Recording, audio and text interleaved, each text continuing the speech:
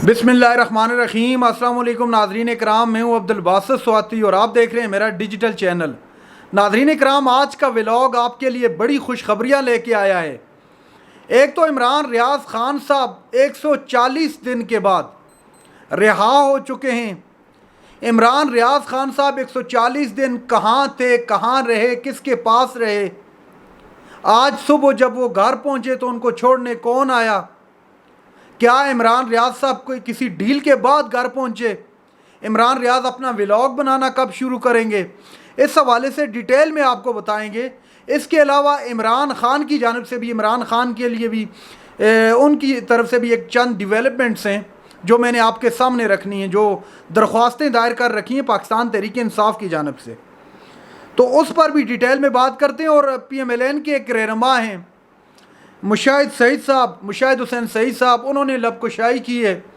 बड़ी अहम स्टेटमेंट है उनकी भी, आज आपके सामने डिटेल में बात करेंगे इस व्लॉग के अंदर। नाज़रीन इकराम, सबसे पहले बात कर लेते हैं मुशाहिद हुसैन सईद साहब के बारे में, चूँकि आजकल बहुत ज़्यादा सियासी गेमा गेमी चल रही है हर तरफ। मुशाहिद हुसैन सईद साहब ने जो स्टेटमेंट दी है, बड़ी अहम स्टेटमेंट है। उन्होंने कहा है जी, इमरान खान मार्च 2022 में ख़त्म हो चुका था सियासी तौर पर। अगर उनकी स्टेटमेंट को सामने रख कर मैं अगर अपना तज्जिया दूँ, आपको अपना स्टांस बताऊँ, तो मेरे ख्याल से भी मार्च 2022 के अंदर इमरान खान महंगाई की वजह से अपना पॉपुलैरिटी काफ़ी हद तक खो चुका था, अपना वोट बैंक काफ़ी हद तक खो चुका था। तो वो जो वोट बैंक हो चुका था उसकी वजह महंगाई थी। एक तो कोविड गुजरा हुआ था बहुत बड़ी, वो तबाही मचा के गया था। उसके अलावा इकॉनमी भी हमारी उस तरह सही, हम कहें जी बहुत ज़्यादा, लेकिन नहीं थी उस तरह। बहरहाल आज की अगर बनिस्बत बात की जाए तो काफ़ी बेहतर थी। डिफ़ॉल्ट होने के दाने पे अल्हम्दुलिल्लाह उस वक्त नहीं था मामला, लेकिन काफ़ी हद तक इमरान खान उस वक्त अपनी जो है पॉपुलैरिटी खो चुका था। मैं इनकी स्टेटमेंट से एग्री करता हूँ। मज़ीद उन्होंने क्या कहा जी, हमने हमारी नालायकी और हमारी जो PDM की बेवकूफ़ी की वजह से इमरान खान की पॉपुलैरिटी का ग्राफ ऊपर गया। जब इन्होंने अदम एतमाद लाया, अदम एतमाद के बाद ही वाकई में इमरान खान का पॉपुलैरिटी का जो ग्राफ था वो ऊपर चला गया। तो वो उस चीज़ का वो ख़ुद भी एग्री कर रहे हैं इस बात पे। इतनी बड़ी क़ुव्वत बन गया कि हम अब संभाला नहीं जा रहा। कैदी नंबर 804 इतनी बड़ी क़ुव्वत बन गया है, जब आपकी तारीफ़ आपका दुश्मन करे, दुश्मन से मुराद के सियासी दुश्मन, अगर आपका सियासी दुश्मन, सियासी ओपोनेंट जब ये बात करे कि बहुत भारी पड़ गए हैं, आपको संभाला नहीं जा रहा सियासी तौर पर, तो समझ लें कि वाकई में वो उस शख्स में कुछ ना कुछ ऐसा ज़रूर है जिसकी वजह से ये बात करने पर मजबूर हो चुका है। लगता है चेयरमैन PTI से मदर ऑफ ऑल डील होगी, चूँकि इमरान खान के बगैर अगर इलेक्शन में चले गए, 2 मिनट के लिए कहते हैं कि अगर इलेक्शन में चले गए, तो पाकिस्तान के अंदर इस वक्त इमरान खान की मकबूलियत का जो आलम है, तो पाकिस्तानी अवाम इन रिज़ल्ट को, इस इलेक्शन को किसी सूरत एक्सेप्ट नहीं करेगी। जब पाकिस्तानी अवाम इलेक्शन को एक्सेप्ट नहीं करेगी तो उससे होगा क्या? होगा ये कि इंस्टेबिलिटी, इकनॉमिक कर लें या पोलिटिकल कर लें, वो बरकरार रहेगी। तो इस बात का वो भी कह रहे हैं कि किसी भी पार्टी को, किसी भी जमात को, किसी भी शख्सियत को अगर मात देनी है तो सियासी तौर पर दें, सियासत के मैदान में दें, ना कि उसको बाहर करके। तो उन्होंने भी यही कहा है मुशाहिद हुसैन सईद साहब ने कि हम नहीं चाहते कि किसी भी पार्टी को इलेक्शन से बाहर किया जाए या किसी शख्स को, मीन के तहरीक इंसाफ या इमरान खान को सियासत से ही बाहर कर दिया जाए, तो मैं उस हक़ में नहीं हूँ। ये मुशाहिद हुसैन सईद साहब की बड़ी अहम स्टेटमेंट थी। PMLN से इनका ताल्लुक है, जो सबसे अहम बात है। मैं पहले भी कह चुका हूँ, जब आपका सियासी मुखालिफ इस तरह की अगर बात करे तो वो लाजमी सी बात है, कुछ ना कुछ उस बात में होता है। अब आ जाते हैं जी डेवलपमेंट्स की जानब, जो इमरान खान के केसों के सिलसिले में हुई है। 3-4 दरख्वास्तें थी, दरख्वास्तें आपको बताई हुई हैं, पहले भी फिर बता देता हूँ। एक तो अडयाला जेल से मुंतकिली वाला मामला था, अडयाला जेल मुंतकिली अटक से, और दूसरे नंबर पर के जो समाअत हो रही है साइफर की, वो इन कैमरा होनी चाहिए, इस हवाले से भी दरख्वास्त थी। तो इन दरख्वास्तों पर आज समाअत हुई है। क्या हुआ है आपको बताते हैं। हाई कोर्ट का चेयरमैन इमरान खान को अडयाला जेल मुंतकिल करने का हुक्म। इस्लामाबाद हाई कोर्ट ने जस्टिस आमिर फारूक साहब ने पूछा आज कि कहाँ है इमरान खान साहब, अटक जेल क्यों हैं, वो अडयाला क्यों नहीं है? क्योंकि जब ये मामला हुआ था तोशा खाना का, तो उसमें तो अडयाला जेल कहा गया था। तो जिस पर एडिशनल अटॉर्नी जनरल साहब हैं, उन्होंने कहा जी इमरान खान साइफर केस के सिलसिले में हमें जो ऑर्डर मिला है वो अटक जेल का मिला है, तो उस वजह से इमरान खान अटक जेल में बंद हैं। साइफर केस की जो समाअत है उस हवाले से भी आज बड़ी अहम पेशरफ्त हुई।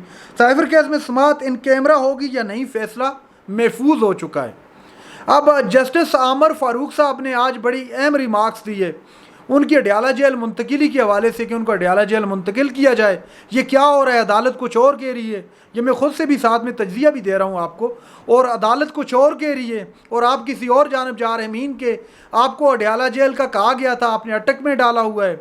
और इसके अलावा जो साइफर केस की इन कैमरा क्या है, इन कैमरा ये है कि मीडिया के एहलकार, उसके अलावा वकला, उसके अलावा और लोग जो आम पब्लिक है वो भी उस केस को देखे सुने।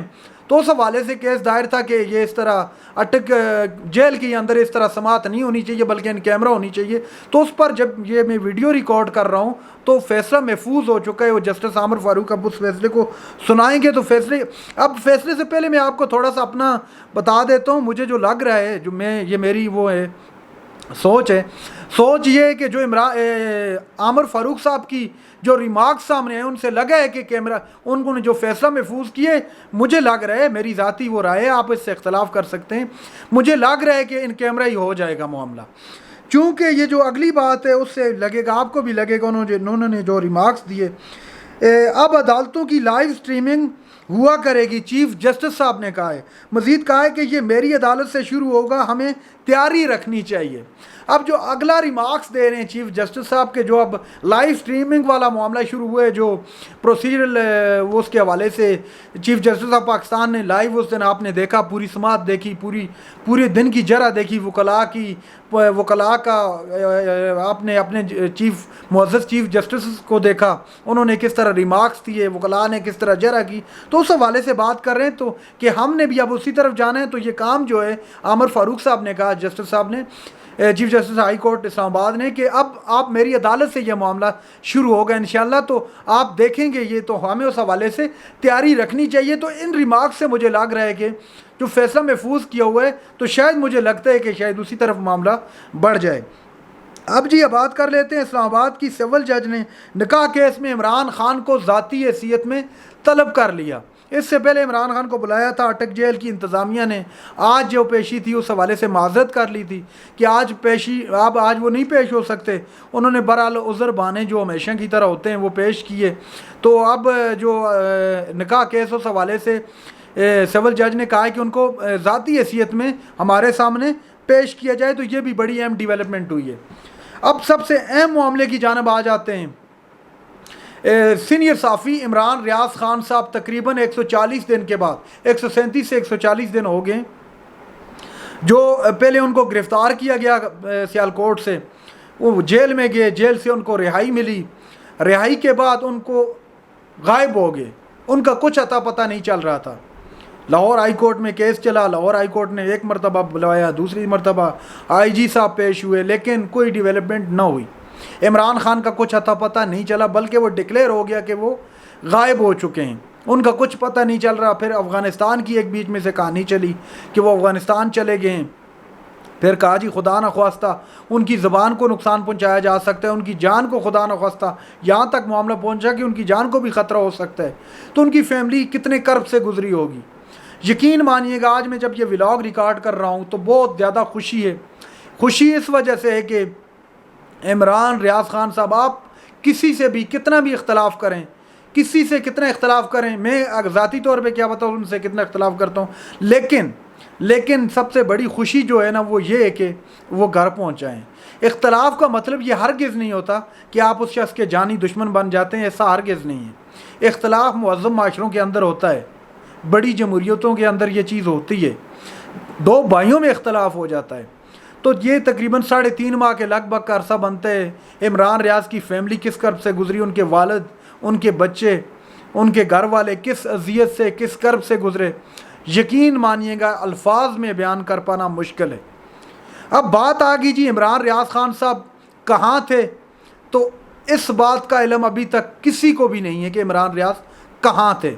आप ख़बरें सुन रहे होंगे मीडिया पर, सोशल मीडिया पर, डिजिटल मीडिया पर, लेकिन वो सिर्फ़ और सिर्फ अफवाहें, किसी को कंफर्म नहीं है कि वो कहाँ थे, उनको छोड़ के कौन गया, वो कहाँ थे, किसी को कुछ आइडिया नहीं है।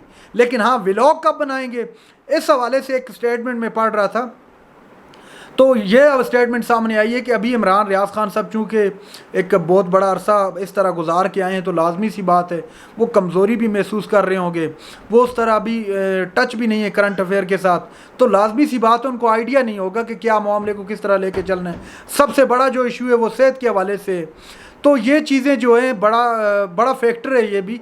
तो ये जैसे ही रिकवर करेंगे, जैसे ही वो बेहतर समझेंगे, 2 से 3 रोज़ भी लग सकते हैं, 4 रोज़ भी लग सकते हैं, जब वो बेहतर समझेंगे तो वो आकर अपना व्लॉग भी रिकॉर्ड करवाएंगे, वो आप तक पहुंचेंगे भी, उनकी बहुत बड़ी व्यूअरशिप है, वो आपको दिखाई देगा जब वो व्लॉग रिकॉर्ड करेंगे।